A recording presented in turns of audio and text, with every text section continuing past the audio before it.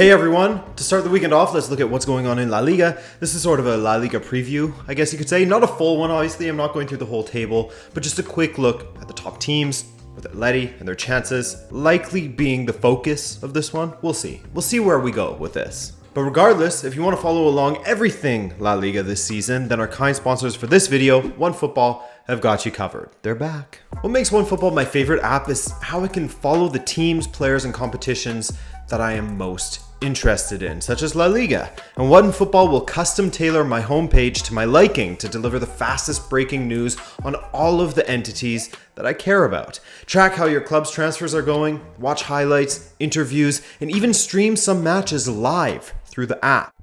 Use the download link in the description for a free, yes free download of OneFootball. Help yourself to some great football content and help out Rabona TV in the process. Alright guys, let's take a trip through Spain, or at least parts of Spain, not the whole thing. As I said, we won't be going through the whole table. It certainly feels as though it's going to be a tough season for Real Madrid, just as last season was, in a way. It will also, in some ways, be a litmus test to see just how good or bad Zidane's final season with the club was. They finished just 2 points off at the top. They made the semi-finals of the Champions League, with the season getting decided on the final match day domestically, despite not having a brilliant season and dealing with an injury crisis that few teams in Europe had to deal with, or at least to that extent, to that scale. The Real Madrid injury crisis was just insane. This season, they've gone with a safe option in Carlo Ancelotti, a manager who failed to really impress me since his time at Bayern Munich, which seemed to have been a bit of a turning point in his career. He's still a legendary manager for all of the league titles he's won in various countries, as well as the various Champions League triumphs he's had, but things have slowed down for Carletto in this part of his career, and so I can't blame him for taking the opportunity to go to Real Madrid. If it goes well, then perhaps it's a restart in his career. If it goes poorly, well, at least he made some money and got to live in Madrid again, which was a big deciding factor for him to leave Everton, he claimed. But as alluded to, it won't be a cakewalk for him at Real Madrid. First off, they have sold or allowed to walk what was their top choice central defenders not long ago in Sergio Ramos and Rafael Varane. Ramos' impact on the pitch waned a ton last season as he was injured for much of it, but even as recently as Real Madrid's La Liga triumph in the 2019-20 season, Ramos was integral. Plus, it's the intangibles that he brings to the squad as a whole, the mentality, the competitive edge, the leadership, things that will be greatly missed in the Real Madrid locker room. I think it's safe to say that Real Madrid still has a core of senior players in this regard, such as Benzema, Modric, Kroos, and Casemiro, but Ramos' absence will still be felt. One of their new signings, David Alaba, does bring in leadership and experience qualities for sure, but he's new to the club and the country, so we can't reasonably expect him to not have an adaptation period. A player of his stature who has played at the very top for so long with Bayern Munich will likely adjust faster than other, less experienced players. That's for sure. Benzema will likely be that guy again for Real Madrid as he carries the load in the attack. Maybe we'll see more of Rodrigo Goes that is. Maybe Vinicius will start to get, a better finish and end product to match his athleticism, and maybe Eden Hazard will manage to stay fit and find some form. Maybe Bale will reintegrate himself now that Zidane is gone. It's really hard to say with Real Madrid right now. I still believe in their midfield. Their defense is cause for some concern, and the attack, bar Benzema, difficult to get a read on. There's a lot of variables going on there. Barcelona.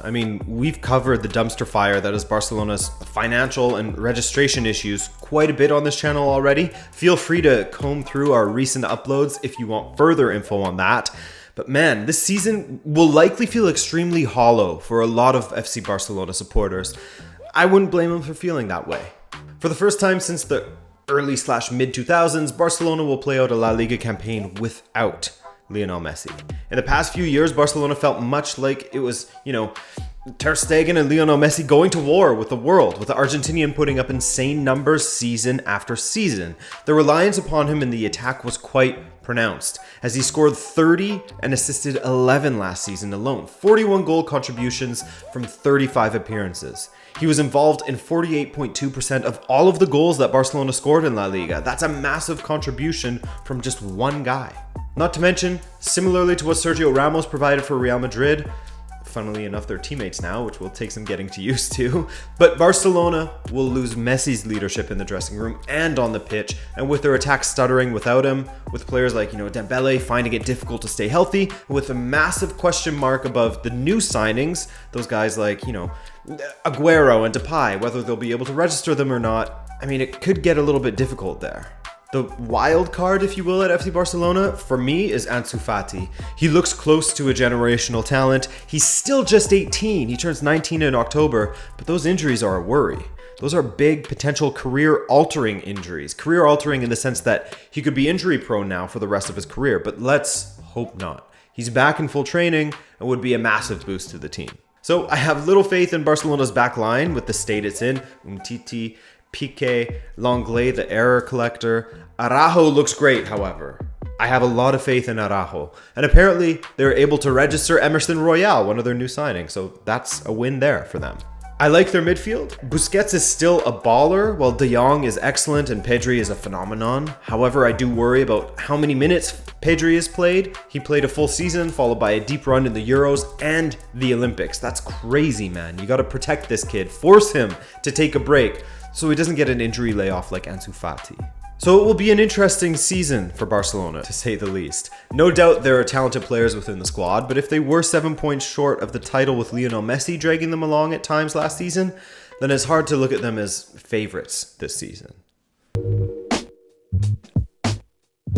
As for the other teams that could shake things up in Spain, if ever there was a time to shake things up, to strike at the big three in Spain, this would be the season to do it, given the difficulties they're all having. Or they're both having, I should say. Real Madrid and Barcelona, that is. Sevilla has consistently challenged the big three over the past few years. Last season, they were 2 points behind Barcelona in 4th place, and their lead over 5th place Real Sociedad was extremely pronounced. The top 4 had the chasing pack behind them by 15 points. Sevilla ahead of Real Sociedad by 15 points. That's not very encouraging, is it? And you'd expect Sevilla to continue to be a solid team. They went on an incredible run last season before the wheels fell off against Borussia Dortmund, and they took a few matches to recover from there. They have brought in Eric Lamela, which is a great signing for them, in my opinion, as he adds a lot of much-needed quality to their attack, a little creativity. I'm still unsure about their striking options, but I'm optimistic that Youssef En-Nesyri can continue to excel, as he's just a physical beast that's hard to contend with in the box. Thankfully, they didn't lose anyone important, yet, at least, as rumors of Jules Koundé heading to Chelsea won't go away anytime fast. As for Villarreal, I'm hoping to see a better showing from them domestically. Their Europa League triumph under Unai Emery was something to behold, a record win for them, as they were an absolute nuisance to play against, as shown once again this preseason, as they took Chelsea all the way in the UEFA Super Cup, losing in a shootout. That's not too shabby. They've brought in another attacking option to help out Gerard Moreno and Senegal striker Boulaye Dia, who actually assisted Moreno in the Super Cup, and that will hopefully provide further potency to complement what has become a sturdy back line. Goals felt like they were an issue, at times at least, for Villarreal last season, preventing them from getting results over the line with 13 draws, but they still had the 4th best attack in the league last season. So here's hoping they can really push and make things interesting in the league. Real Sociedad, they could cause some issues as they still have a great team, at least going forward, as could season 2 of Pellegrini's Real Betis, but overall, I just hope that we see less of a defined top 4 and more competition at the top, in the top 8, let's say, as we see in England or Germany. And given the fall off of the top teams this summer, I think we may see what was, a 15-point gap between 4th and 5th turn into something like a 2 or 3-point gap. I think it's fair to say that Atletico Madrid should be the favorites for this season. Atletico haven't won consecutive La Liga titles since 1940 and 41, a completely different world back then, as they went by a different name as well. Last season's victory wasn't easy for them, but it could have been much easier. At one point, they had the chance to stretch their lead at the top to 13 points, but in the end, it came down to just 2 between themselves and their cross-city rivals, Luis Suarez proving to be decisive in that title race in the end, making up for past seasons with, a misfiring Diego Costa or Alvaro Morata or whomever as the top man.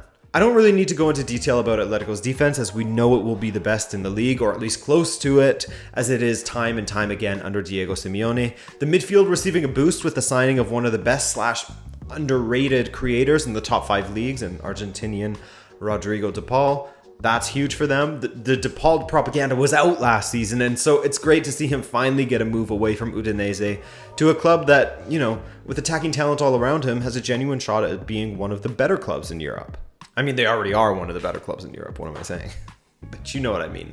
Then there's guys like João Felix who absolutely have a ton to prove after an injury-ravaged, underwhelming season last term. If he can stay healthy, he can be key to the success of this team. But almost even more important is whether Simeone plays the bright, expansive 3-5-2 from the first half of last season, or if he reverts to the tried, tested, and honestly dusted 4-4-2 that he loves so much. I hope that we see Atleti attempting to play some of the football that they played in the first half of last season with that, as I said, expansive brand, a back three of Savic, Hermoso, and Jimenez, Trippier or Llorente on the right, Carrasco, or even Saúl on the left, as Saúl is looking like he'll stay at Atleti and has played on the left in preseason.